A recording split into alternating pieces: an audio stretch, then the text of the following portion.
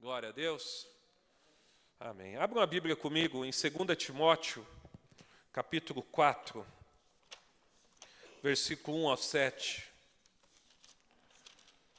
Ontem, pensando sobre isso, e trabalhando aqui no esboço, eu percebo que esse tem que ser o alvo das nossas vidas.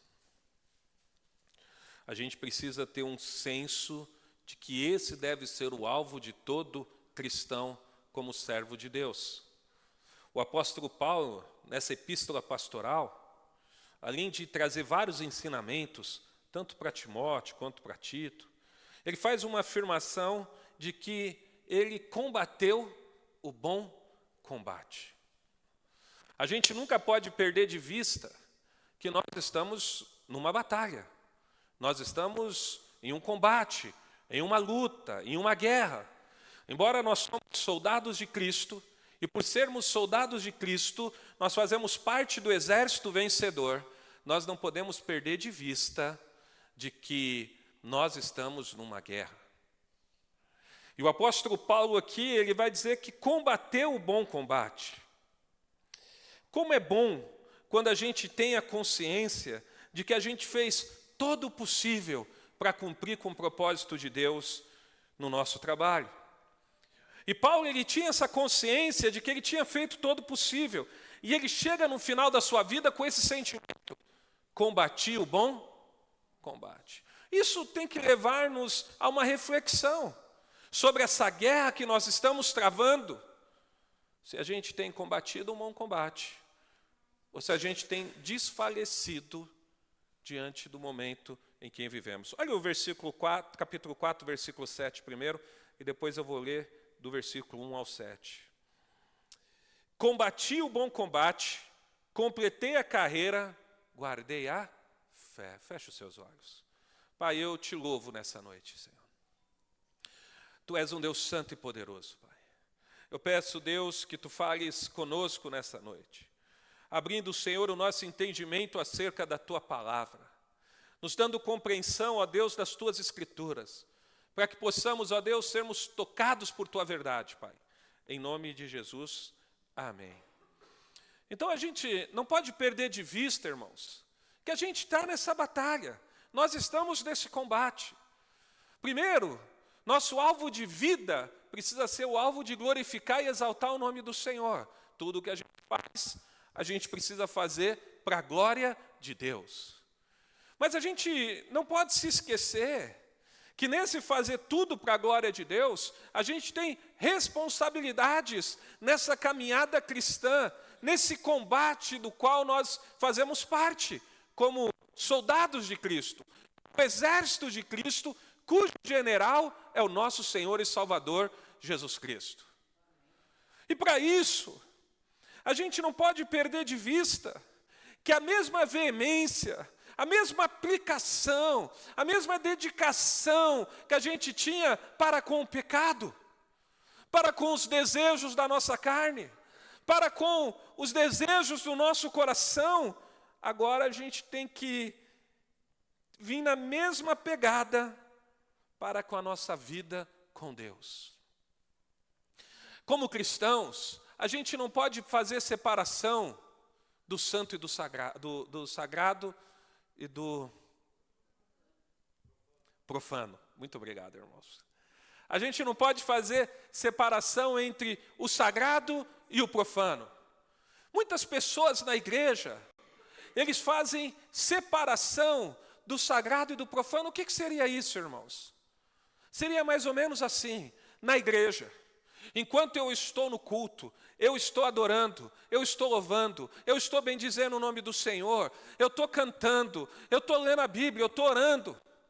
Mas lá fora, na segunda, na terça, na quarta, na quinta, na sexta, no sábado, eu vivo como o Senhor, como se o Senhor não existisse. Mas a gente precisa entender que a nossa batalha, ela não acontece aqui na igreja. Por isso que eu gosto do entendimento dos puritanos, Quando eles dizem que o piso da loja a qual eles trabalhavam era a continuação do piso da igreja. Ou seja, nós precisamos ter a mesma dedicação, o mesmo esforço para viver uma vida santa diante do Senhor. O mesmo esforço que a gente tinha para pecar. Irmãos, o que nós não fazíamos por um pecado? Hã? O quê? Hã? Não tinha limites quando a gente queria alguma coisa, quando nós éramos dominados pelo nosso coração. Pelo menos comigo era assim. Eu, quando queria uma coisa, eu queria. Se minha mãe não deixasse, meu pai não, eu ficava no pé pedindo, deixa, eu quero. Porque eu tinha algum propósito naquilo. Agora nós estamos diante do Senhor, diante de um combate. E a gente precisa entender que a gente vive dias onde as pessoas não querem o que é difícil, as pessoas querem o que é fácil. E estar no caminho fácil, ou no caminho de uma certa religiosidade sem verdade, ou no caminho de uma caminhada onde a gente tem só uma casca religiosa, isso é mais fácil do que uma caminhada que demanda empenho, entrega e dedicação. Isso não quer dizer que a gente não vai falhar, irmãos. Nós vamos falhar. Isso não quer dizer que a gente vai ser perfeito, não, nós somos imperfeitos. Mas isso quer dizer que nós temos conhecimento, que a gente está diante de um Deus que demanda de nós devoção e dedicação. E quando nós falhamos, nós voltamos a Ele arrependido, pedindo perdão e encontramos o perdão e a restauração nele.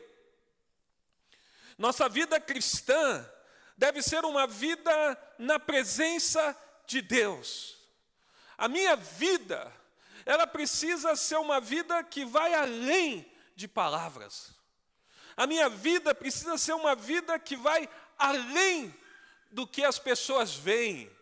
Precisa ser algo de dentro para fora, precisa ser algo verdadeiro, precisa ser algo intrínseco, precisa ser uma devoção, uma dedicação, uma entrega que vai além do que você, irmão, você, irmã, vem aqui na igreja.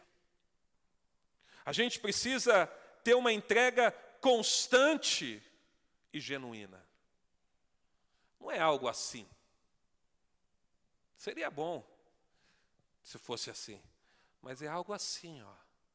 A gente vai caminhando, nem sempre na velocidade que a gente vai, mas toda vez que a gente perde uma batalha, a gente para, ora, pede perdão e continua na mesma demanda. Porque a gente serve o Senhor dos senhores, o Rei dos reis. O inimigo quer nos parar. O adversário das nossas almas quer nos parar.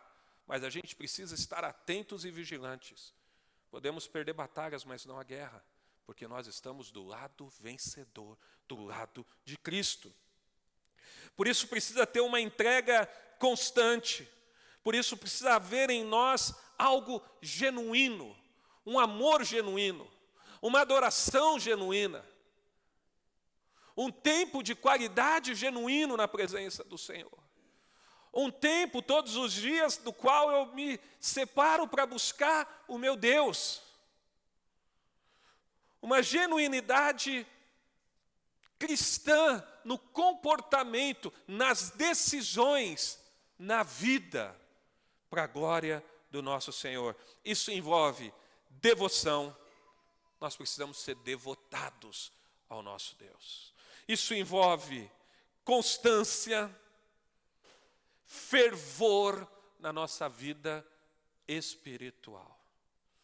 A gente é capaz, e eu já falei isso para vocês, de aprender o jeito cristão de falar. A gente é capaz de aprender se vestir como cristão. E pasme, a gente é capaz de aprender, inclusive, técnicas de pregação sem ser um cristão genuíno.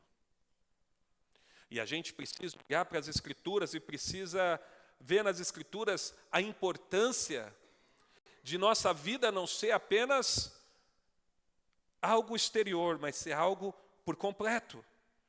é um amor por Cristo, é um amor por sua verdade. Agora, não existe amor se não tem o desejo de servir conforme as Escrituras. É como o marido e a esposa. Não existe amor se um dos dois não estiver dispostos a abrir mão de alguma coisa para o bem do relacionamento. Por que casamentos acabam? Assim, falando de maneira muito genérica.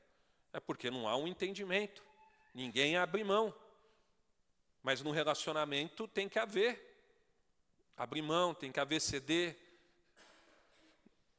Claro que aqui, no nosso relacionamento com Cristo, é da nossa parte esse curvar-se diante do Senhor e ter o desejo de servir conforme as Escrituras. Isso vai fazer com que nós tenhamos que abrir mão de vontades que são contrárias à palavra. Abrir mão de coisas que são contrárias à vontade de Deus, porque a gente tem compreensão que nós estamos numa batalha. Olha comigo o versículo 1 e 2, por favor. Diante de Deus e de Cristo Jesus, que há de julgar vivos e mortos, pela manifestação e pelo seu reino, peço a você com insistência, Paulo está falando, olha, eu peço para você, com insistência, Timóteo, que pregue a palavra, que insista, quer seja oportuno, quer não, corrija, repreenda, exorte com toda paciência e doutrina. Ou seja, uma intensificação na proclamação do Evangelho. Por quê? Porque haverá um julgamento. A gente se esquece que haverá um julgamento. Claro que aqueles que estão em Cristo estão salvos. Vão para o tribunal de Cristo receber galardão. Pode ser que receba, pode ser que não. Mas isso para aqueles que verdadeiramente estão em Cristo. Joaquim, desliga o japonês aí, Joaquim. Então, desculpa, irmãos. Vai haver um julgamento, irmãos. O versículo 1 diz isso. Diante de Deus e de Cristo Jesus, que há de julgar vivos e mortos. Hoje, por meio da fé, através de Cristo, nós somos salvos. Só que a gente não pode se esquecer que vai ter um dia sem clemência. Vai ter o dia do juízo. E para aqueles que não estão em Cristo, não adianta chorar mais. Enquanto a vida, a esperança, a fé, o agora, eu posso crer, eu posso me arrepender, eu posso buscar o Senhor, mas vai ter um momento que finda. Ou com a volta do nosso Senhor e Salvador Jesus Cristo, ou com o chamado dele para a sua vida, te retirando desse mundo para o encontro com ele. E, enfim, vai haver esse julgamento. Um julgamento para aqueles que não estão em Cristo sem misericórdia.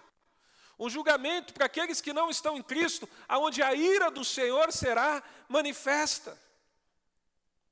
E a gente, às vezes, perde de vista que um dia, esse dia vai chegar. A gente perde de vista no que tange a nós mesmos como cristãos, mas também no sentido do senso de urgência de pregar e continuar pregando a verdade, porque muitos estão perdidos no pecado e no lamaçal do pecado, se sujando, comendo sujeira.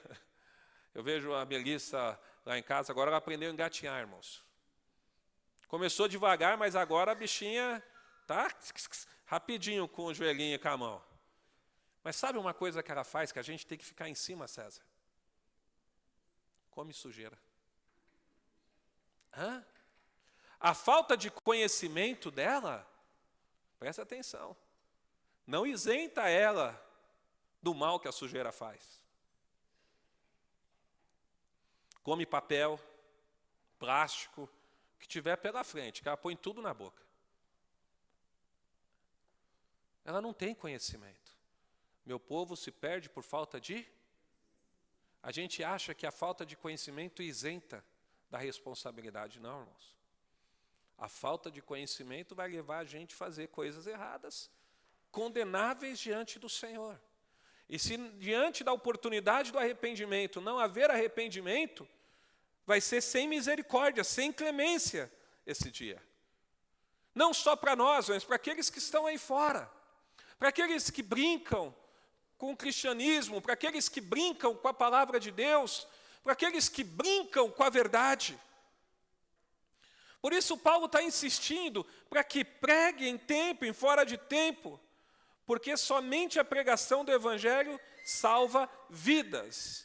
E aqui eu quero abrir um parênteses, porque quando a gente pensa em pregação do Evangelho, a gente acha que pregação do Evangelho são só para os de fora. Não!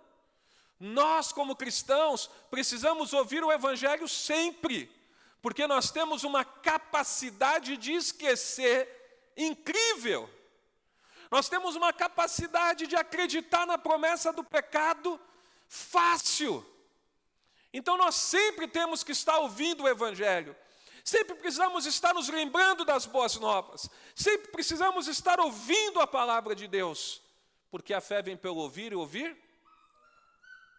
Ou você acha que você é melhor que Moisés?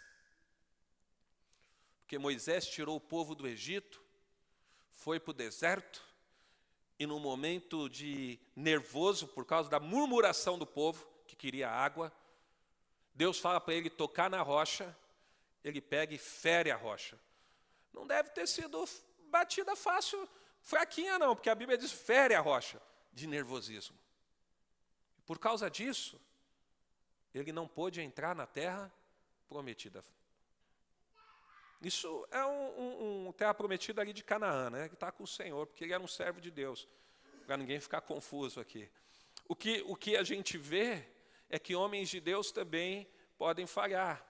Por isso a gente sempre tem que estar ouvindo o Evangelho. Mas se você quiser um outro exemplo, eu posso dar para você. Um dia, numa refeição, está lá Paulo, Barnabé, Pedro, olha que mesa de peso. Líderes da igreja, pessoas conhecidas ali, no meio dos gentios.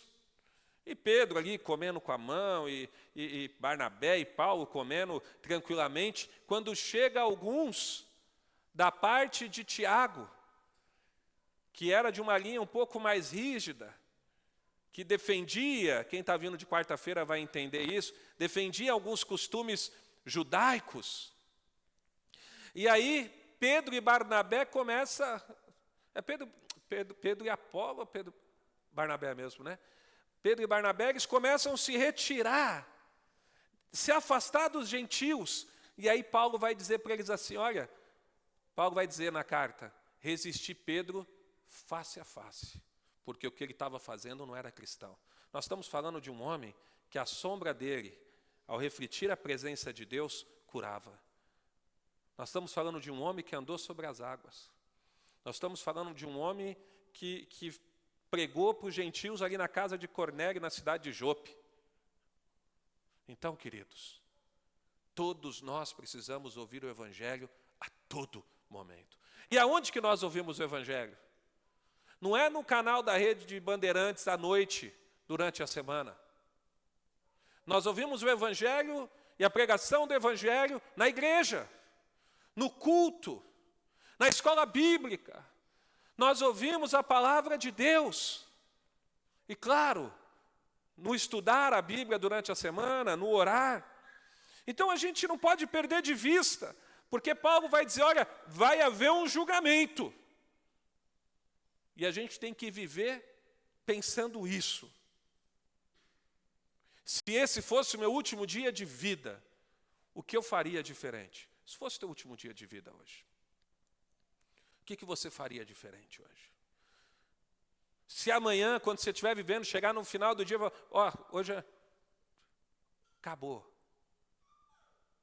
Porque, irmãos, para morrer, basta estar vivo. Não se engane. Para morrer não tem idade. Para morrer, basta estar Quem nos sustenta vivo é o nosso Senhor e Salvador Jesus Cristo. Então a gente precisa ter entendimento. Veja que Paulo está dizendo, olha, prega em tempo, fora de tempo. O ide da igreja começa na proclamação da palavra de Deus. Versículo 2, né? Que pregue a palavra, insista, quer seja oportuno, quer não. Olha aí, corrija, repreenda, exorte com toda a paciência e doutrina.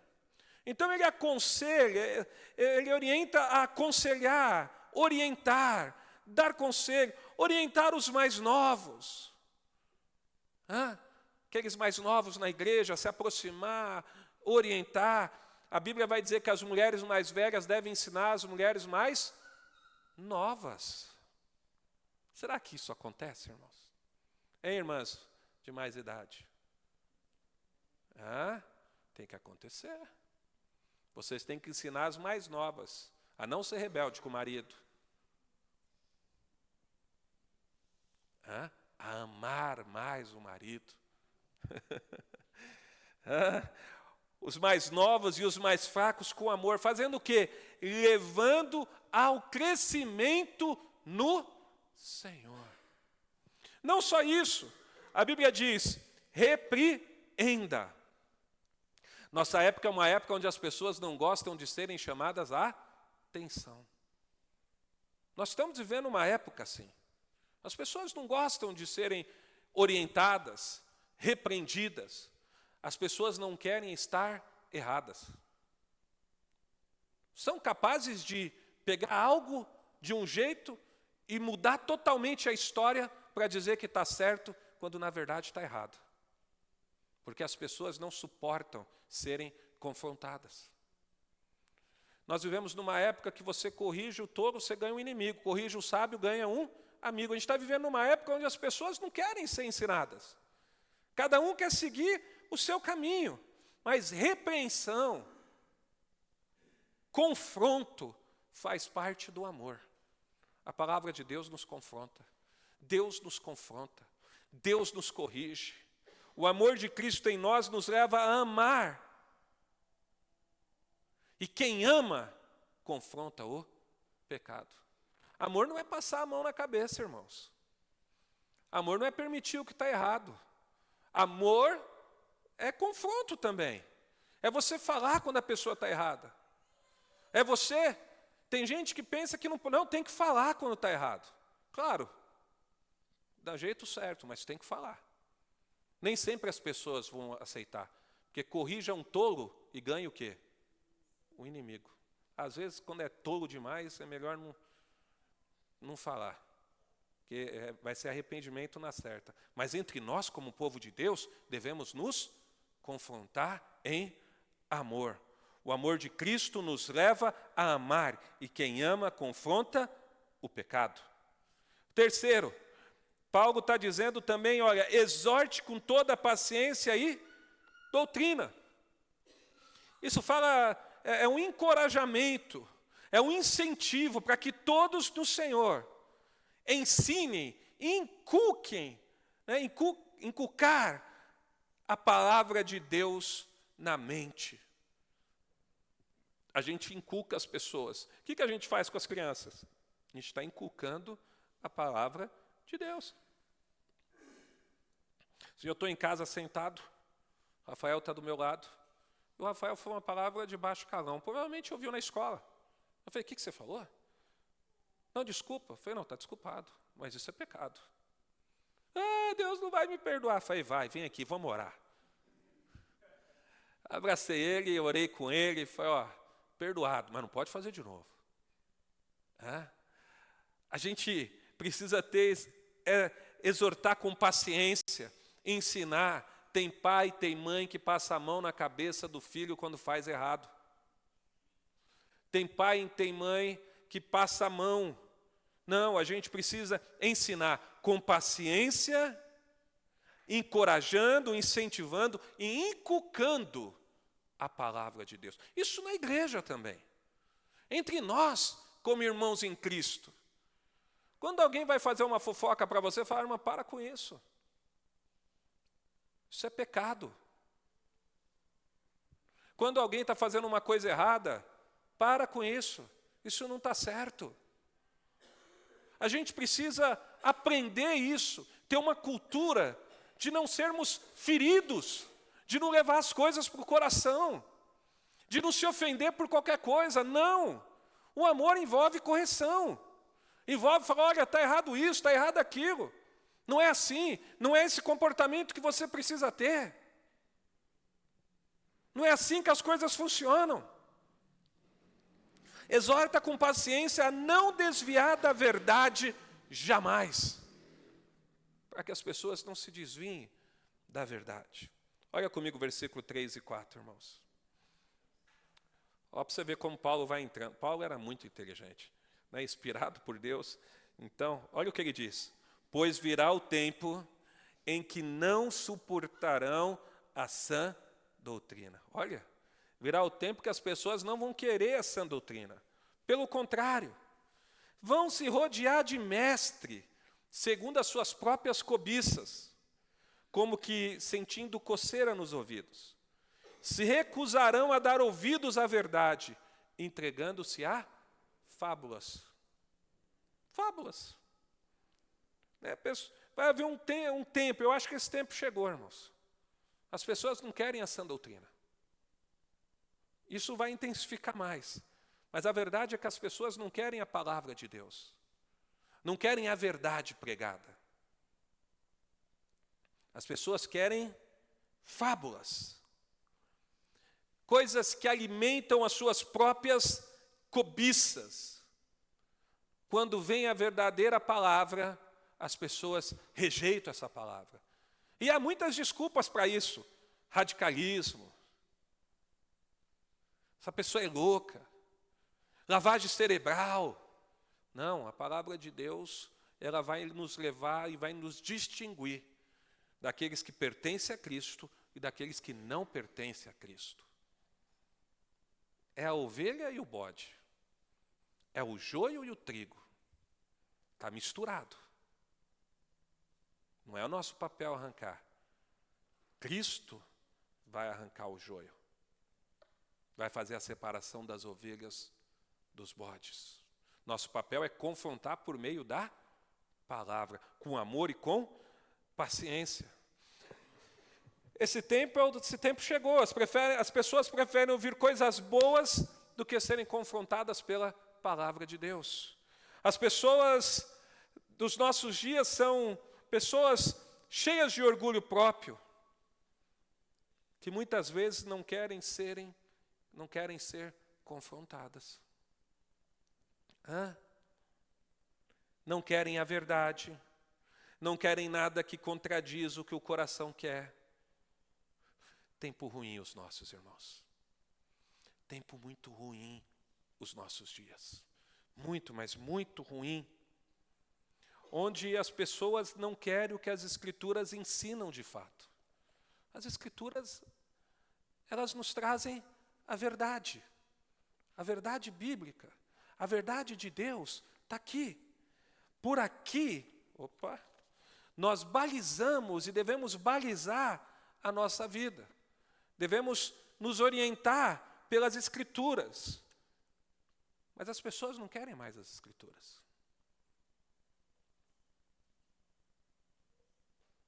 Já viu? Quem já deu comida para beber aqui? Deixa eu ver. Cadê as mães aí? Já deram comida? Como é que é? Na primeira colherinha, o que faz? Abre a boca. Na segunda, abre a boca. Na terceira, abre a boca. Daqui a pouco, o que a mãozinha faz? Tum na colher para lá, tum na colher para cá. Porque não quer. Nós estamos vivendo num tempo que as pessoas estão agindo igual criancinhas mimadas. Tum na palavra. Para lá, para cá. Não querem a verdade. Não querem ser confrontadas. Não querem aprender. Não querem continuar da mesma maneira. Querem selecionar nas Escrituras o que lhe agrada. Por isso se ajuntam em volta de mestres, de acordo com seus próprios desejos. Sabe o que está dizendo aqui? Se ajuntam em volta de quem prega o que elas querem ouvir. Mas a gente não tem que buscar o que a gente quer, a gente tem que buscar o que Deus tem para nós. O que Deus quer falar conosco. Nossa época é uma época de pessoas que estão se negando a ouvir a verdade. Pessoas que não querem a verdade. Pessoas que preferem a sua verdade do que a verdade absoluta de Deus.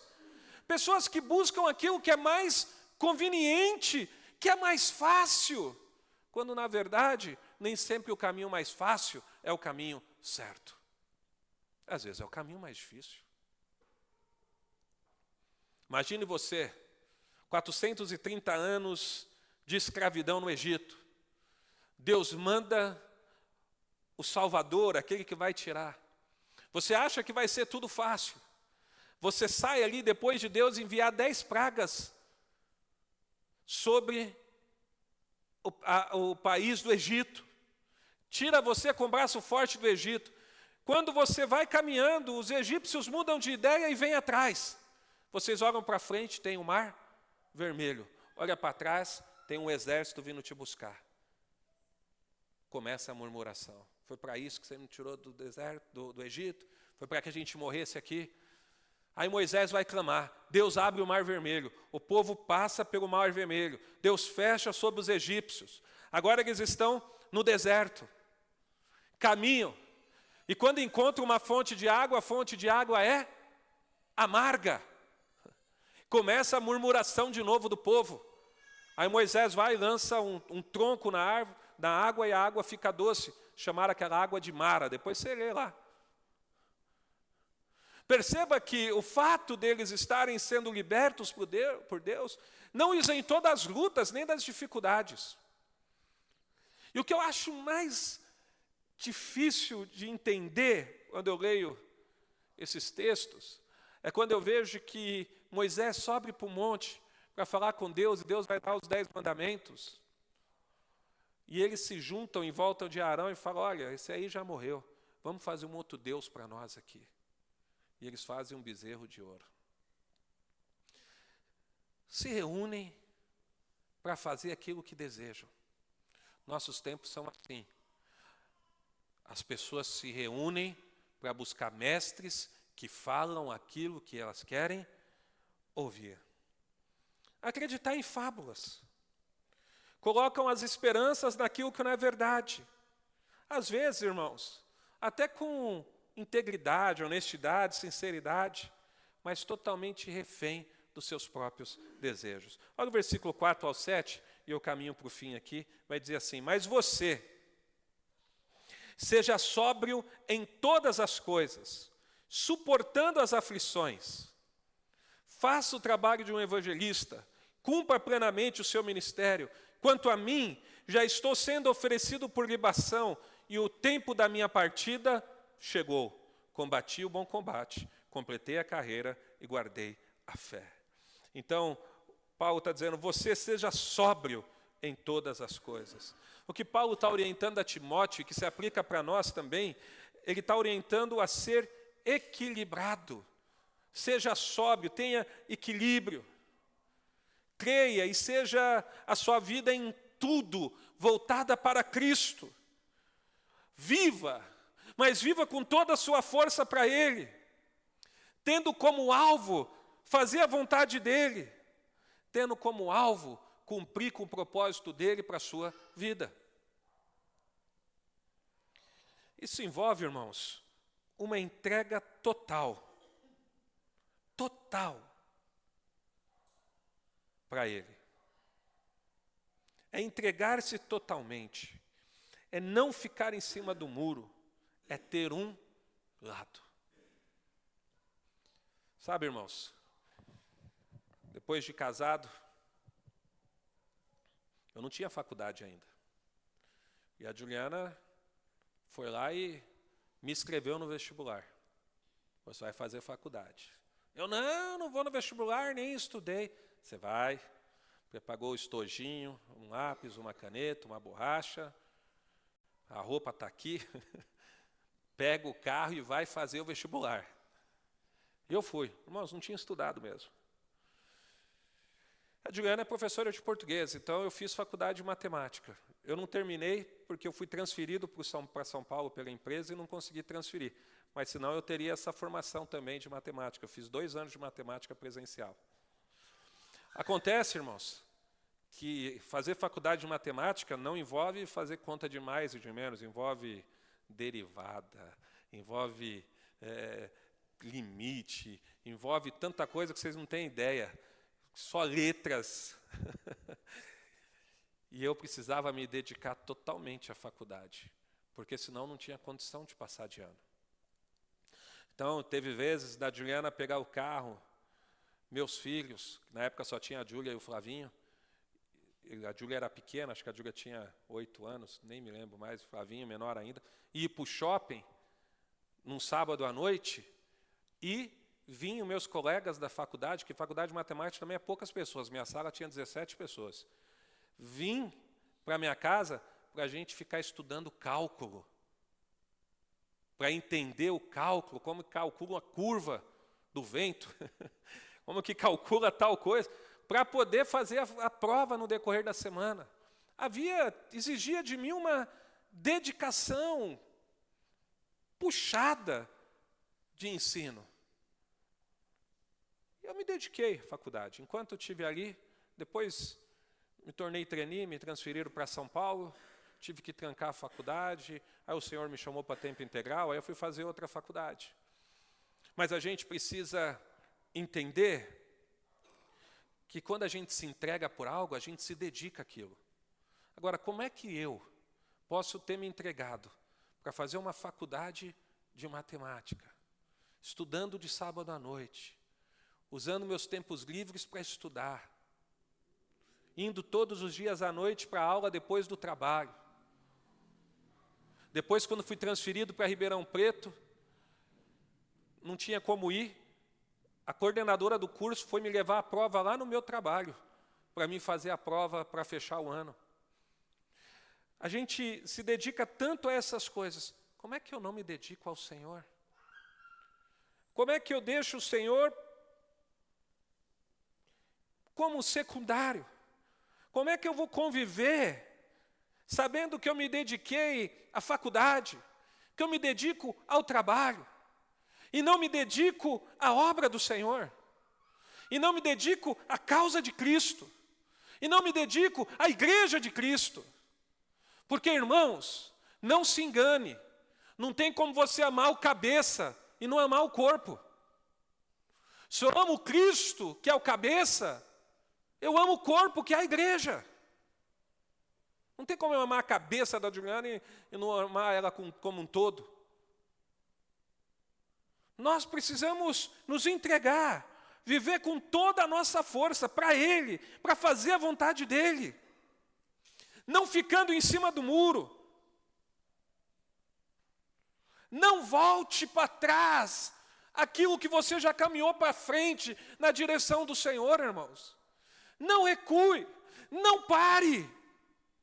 Cumpra com o chamado de Deus na sua vida. Procure aplicar os ensinos do qual você tem aprendido. Não rejeite a palavra de Deus, não rejeite a doutrina, não negue a sua vocação, não enterre os seus talentos. Se entregue e viva para Deus com toda a sua força. Passe pelas aflições, passe por aquilo que tenha que passar e sede fortalecidos no Senhor. Não tema, irmãos, o que tiver que passar. Seja firme com o Senhor. Confie em Deus. Não tema as aflições. Deus é o nosso Salvador. Você não vai passar nada fora da vontade de Deus, fora do propósito de Deus. Deus trabalha situações para que você amadureça e cresça. Você pode querer continuar a ser adolescente, mas Deus trabalha em situações para que a gente venha a amadurecer. Por que muitos casamentos têm problema, irmãos?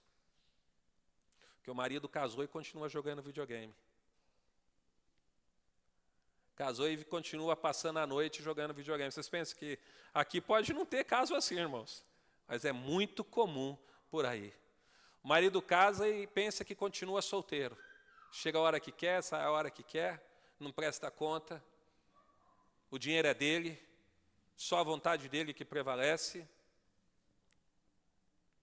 As situações vêm, a gente precisa aprender e amadurecer com elas, para sermos cristãos melhores. Só assim, irmãos, é que você vai cumprir a sua missão com excelência para a glória de Deus. Portanto, eu quero dizer para vocês assim, tenham em mente o mesmo propósito de Paulo, de combater o bom combate. Viva uma vida digna daquilo que as Escrituras ensinam. Não quer dizer que você não vai errar, irmãos. Quero enfatizar bem isso, porque você vai errar. Você vai falhar. Eu falho. Nós falhamos. Essa é a conjugação correta. Mas nós estamos diante do nosso Senhor e Salvador, que quando nós nos arrependemos, há perdão. Se volte para aquilo que a palavra ensina. Resista à conveniência. Porque às vezes a gente vai por conveniência. Resista quando essa for contra os princípios do Senhor. Seja servo, pregue, aconselha, exorte, para que no final da sua vida você possa dizer: combati o bom combate, guardei a fé. Combati o bom combate, completei a carreira e guardei a fé. Nós precisamos ter um alvo de viver uma vida de acordo com as Sagradas Escrituras.